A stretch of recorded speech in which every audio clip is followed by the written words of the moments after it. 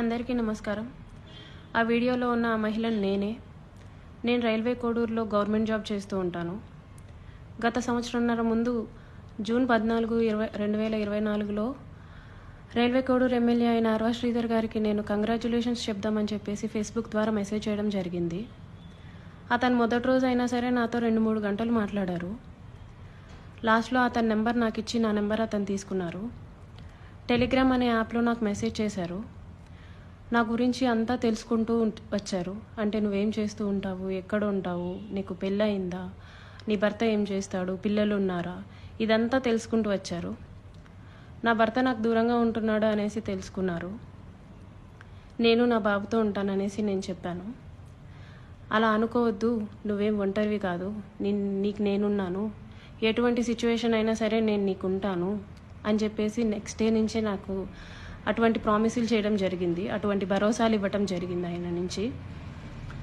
సరే అని చెప్పేసి నేను నార్మల్గానే మాట్లాడుతూ వచ్చాను. ఒక 2 రోజుల తర్వాత ఆయన నా న్యూడ్స్ అడగడం స్టార్ట్ చేశారు. వీడియో కాల్స్ చేయని చెప్పేసి బలవంతం చేయడం స్టార్ట్ చేశారు. ఇదంతా కరెక్ట్ కాదండి అనేసి నేను అన్నప్పుడు అతను చాలా ఫాస్ట్గా టర్న్ అయిపోయి సీరియస్ అయిపోయి నన్ను బెదిరించడం జరిగింది. ఇది నా కోడూరు, నా నియోజకవర్గం, నువ్వు ఒక చిన్న ఎంప్లాయీవి, నీకు ట్రాన్స్ఫర్ చేయాలన్నా సరే నేనే దిక్కు, నీ మీద ఎంక్వైరీలు వేయిస్తాను, నీ కొడుకు నువ్వు ఒక్కరే ఉంటారు, జాగ్రత్త మరి చూసుకో అని చెప్పేసి బెదిరించడం జరిగింది. అయినా కూడా నేను న్యూస్ పంపలేదు. కానీ దాని తర్వాత నుంచి కలుద్దామని చెప్పేసి నన్ను చాలా టార్చర్ చేయడం జరిగింది. కలుస్తావా లేదా అని చెప్పేసి బెదిరించడం జరిగింది. నేను కలవను అని చెప్పేసి జూన్ 14 నుంచి ఒక 20 రోజుల దాకా నేను అసలు కలవను అని చెప్పేసి భయపడుతూనే చెప్పాను. భయపడుతూనే నేను ఇగ్నోర్ చేస్తూ వచ్చాను. ఆయన ఒకసారి అన్నారు, నీ కొడుకు నువ్వు ఒంటరిగా ఉంటారు, చూసుకో, నీ కొడుకు ఏమైనా అయితే నన్ను అడగద్దు అనేసి భయపెట్టడం జరిగింది. సరే అని చెప్పేసి నేను జూలై 9, 2024లో ఫస్ట్ టైం కలిశాను అతన్ని. ఆయనే వచ్చేసి కారులో మా ఇంటి దగ్గరికి వచ్చి పిక్ చేసుకొని కడప రూట్ వెళ్దాం, కడప దాకా వెళ్దాం అనేసి చెప్పారు. ఏం మాట్లాడాలి అనేసి నేను అడిగాను. ఏమొద్దు, ఏం మాట్లాడద్దు, కడప దాకా వెళ్దాం అనేసి చెప్పారు. కడప దాకా వెళ్లకుండానే రాజంపేట దగ్గర ఏదో పల్లె దగ్గర ఆపేశారు. మొత్తం డార్క్గా ఉంది ప్లేస్. ఎందుకండి ఆపారు అనేసరికి నాకు నువ్వు సెక్షువల్గా కావాలి అనేసి అడిగారు. లేదండి, నేను సెక్షువల్గా కుదరదు, నేను అలాంటి దాన్ని కాదు అనేసి చెప్పాను. నేను అలా చెప్పేలోపే నా ప్రైవేట్ పార్ట్స్ని టచ్ చేయటం, నన్ను బలవంతంగా దగ్గరికి తీసుకోవడం లాంటివి జరిగాయి. నేను కార్ డోర్ ఓపెన్ చేయడానికి ట్రై చేశాను.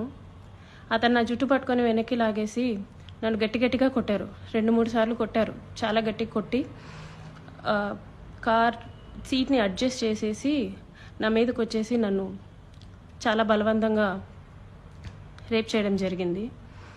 నేను అరవడానికి ట్రై చేస్తుంటే నన్ను చాలా గట్టిగానే కొడుతూ వచ్చారు. అలా నా మీద ఫస్ట్ అటెంప్ట్ జరిగింది. నన్ను ఇంటి దగ్గర డ్రాప్ చేసి నేను దిగుతున్న టైంలో, నువ్వు ఈ విషయం ఎవరికైనా చెప్పినా సరే నువ్వు కొలాప్స్ అయిపోతావు, నీ ఫ్యామిలీ కొలాప్స్ అయిపోతుంది, స్పాయిల్ చేసిస్తాను అని చెప్పేసి నాకు చెప్పడం జరిగింది. నేను ఆ భయంతో వెళ్ళిపోయాను, ఇంటికి వెళ్ళిపోయాను. నేను మా బాబే ఉంటాము. నెక్స్ట్ డే కూడా ఆయన కలుద్దాం, మాట్లాడాలి అని చెప్పేసి బెదిరిస్తూ వచ్చారు. అలా నాకు ఆగస్ట్ ఎండింగ్లో నా ఫస్ట్ ప్రెగ్నెన్సీ అతని వల్ల వచ్చింది. ఈ విషయం నేను అతనికి చెప్పాను. చెప్తే అబార్షన్ చేయించుకో వెంటనే అనేసి అన్నారు. నేను అబార్షన్ చేయించుకోవట్లేదు, నీ వల్ల నాకు ఇంత జరిగింది, నేను అబార్షన్ చేయించుకోవట్లేదు అంటే అప్పటికి నన్ను బెదిరించారు. నువ్వు అబార్షన్ చేయించుకుంటే నువ్వు బ్రతుకుతావు, నీ ఫ్యామిలీ బాగుంటుంది, నీ ఉద్యోగం బాగుంటుంది, లేకపోతే నా గురించి నీకు తెలుసు అని చెప్పేసి చెప్పడం జరిగింది. నేను అబార్షన్ చేయించుకోను, ఎట్టి పరిస్థితుల్లో అబార్షన్ చేయించుకోను అనేసి నేను వాదించాను. ఒక 2-3 సార్లు 2-3 రోజులు నన్ను బాగా బెదిరించి తర్వాత అష్యూరెన్స్ ఇచ్చారు. సరే, నీ భర్తకి నువ్వు విడాకులు ఇచ్చేసి నేను నిన్ను పెళ్లి చేసుకుంటాను, మీరు ఎలాగా దూరంగానే కదా ఉంటారు, నేను నిన్ను పెళ్లి చేసుకుంటాను, నీ భర్తకి నువ్వు విడాకులు ఇచ్చేసి అనేసి అన్నారు. అప్పటికి నేను ఒప్పుకోలేదు.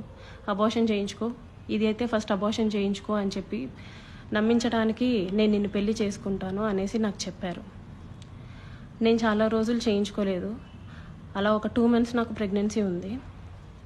దాని తర్వాత ఇంకా ఆయన కంటిన్యూస్గా బెదిరిస్తూ ఇంటికి వచ్చి కొడుతూ చేయించుకుంటావా లేదా అని చెప్పేసి టార్చర్ చేస్తూ ఫైన్ డే నేను అబార్షన్ చేయించుకున్నాను. ఆయన మాటలు నమ్మి నన్ను పెళ్లి చేసుకుంటానని ఆయన ఇచ్చిన అష్యూరెన్స్ని నేను నమ్మి నేను అబార్షన్ చేయించుకున్నాను.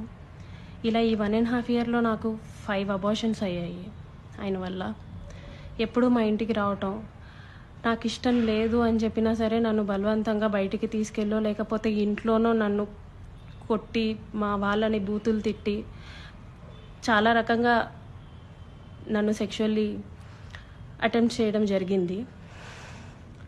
నాకు తెలియని విషయం ఏంటంటే ఆయన నాకు తెలియకుండా మా వాళ్ళ నెంబర్స్, మా వాళ్ళ కాంటాక్ట్ డీటెయిల్స్, ఇంటి అడ్రస్లు ఇవన్నీ కనుక్కొని నా భర్తకి కాల్ చేసి నువ్వు ఆ పిల్లకి విడాకులు ఇవ్వాలి, విడాకులు ఖచ్చితంగా ఇవ్వాలి, లేకపోతే నిన్ను, నీ ఫ్యామిలీని, నీ కొడుకుని ఎవరిని వదలను, అందరినీ చంపేస్తాను అనేసి బెదిరించడం జరిగిందంట. ఇది నాకు తెలీదు, ఈ విషయం నాకు తెలీదు. నా భర్త నన్ను తర్వాత కాల్ చేసి అసలు ఏం జరుగుతుంది అక్కడ అనేసి అన్నారు. ఇలా జరుగుతుంది అనేసి నేను మా ఇంట్లో వాళ్ళకి చెప్పాను. ఇలా రోజు ఇంటికి వస్తున్నాడు, నన్ను కొడుతున్నాడు, నన్ను టార్చర్ చేస్తున్నాడు, ఫిజికల్లీ నన్ను చాలా వాడుకుంటున్నాడు అనేసి నేను చెప్పి ఏడ్చాను. వాళ్ళందరూ నాకు దూరం అయిపోయారు. నీ ఇష్టం వచ్చింది నువ్వు చేసుకో అనేసి నన్ను తిట్టేసి నాకు చాలా దూరం అయిపోయారు. మేము ఇంకా నీతో మాట్లాడడం అని చెప్పి నన్ను వదిలేయడం జరిగింది. ఇదంతా ఆయన ప్లాన్డ్గానే చేసినట్టున్నారు. మా వాళ్ళందరినీ నాకు దూరం చేయాలి అన్న ఒక ఉద్దేశంతో చేసినట్టున్నారు. వాళ్ళందరూ నన్ను దూరంగా వదిలేశారు.